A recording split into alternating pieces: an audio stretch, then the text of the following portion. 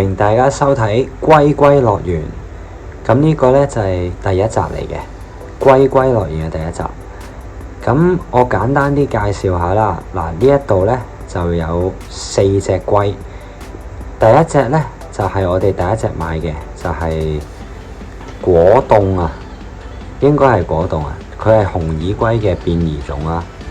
咁跟住我哋買完第一隻之後呢，我哋就去咗買第2、3、4隻啦。咁嗰2隻就係油彩龜，跟住有一隻呢就叫黑澤龜。咁嗰隻黑澤呢，本身我哋係諗住買嗰隻叫珍珠龜嘅，但係佢話唔係好識游水，佢話呢隻識游水多啲，所以就買咗呢一隻啦。咁本身呢，我哋其實係諗住淨係買一個細細地咁樣嘅一個迷你缸俾阿 B， 即係俾我個女啦玩下嘅啫。咁呢，但係呢，我買完之後就超中意，我就決定將佢改造，再買個大啲嘅俾佢哋啊。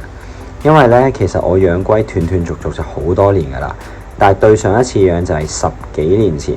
但係因為係我搬咗屋嘅關係啦，所以就冇養到嘅。咁我都遲啲會分享俾大家睇。其實我10幾年前呢係喺我個浴缸度養龜嘅。咁啊，睇下抄唔抄到啲片啊，或者抄唔抄到啲相，喺下嗰幾集分享。咁所以大家記住啦，係啦，記住留意我哋嘅動態啊，咁就會知道我哋到底之後會即係post唔post到嗰條片出嚟啦。咁呢條片呢，就影住啲龜呢，就好自然嘅，大家可以一路睇龜一路聽我講嘢。咁呢，我覺得呢隻超靚啦，佢有個頭係黃黃地色咁樣啦。咁跟住呢，果凍呢，我都係啱啱先知有呢隻品種嘅，佢就係紅耳龜，即係大家識嘅巴西龜嘅其中一種咁樣。咁我簡單啲講下10幾年前我養咗啲咩龜啦，就係養咗黑蛋啦、刀背蛋啦、鑽石龜啦，同埋油彩龜嘅。咁再之後嗰幾集都會介紹我再以前會養咗啲咩嘅，應該好似係2隻油彩啊，跟住再細個啲就巴西。好啦，咁而家睇我加設備啦，我哋就而家準備加盞燈俾佢哋。本身就好簡單嘅，燈都冇嘅，乜都冇嘅。而家加盞燈俾佢哋先。嗱，加咗盞燈之後呢，就光猛好多，睇佢哋清晰咗。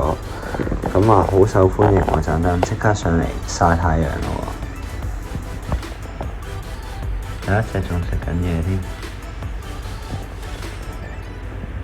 咁啲名呢就未改晒嘅，暫時呢隻果凍呢，我老婆就話叫佢做東東。咁啊，呢個黑澤呢，就好似叫澤南。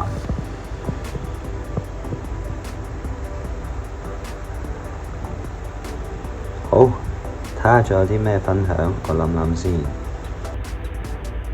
勁搞笑啊！佢2隻。係喎，記得想講咩啦？佢哋有幾大隻呢？嗱，個的得糖盒咁大，佢哋就咁大，所以佢哋好細隻啊，勁圍嚟嘅其實。我哋搬之前就係咁噶啦。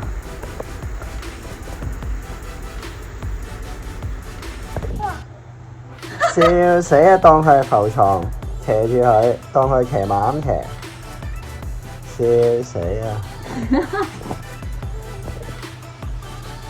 當佢係騎馬咁騎住佢，當佢浮床，笑死啊！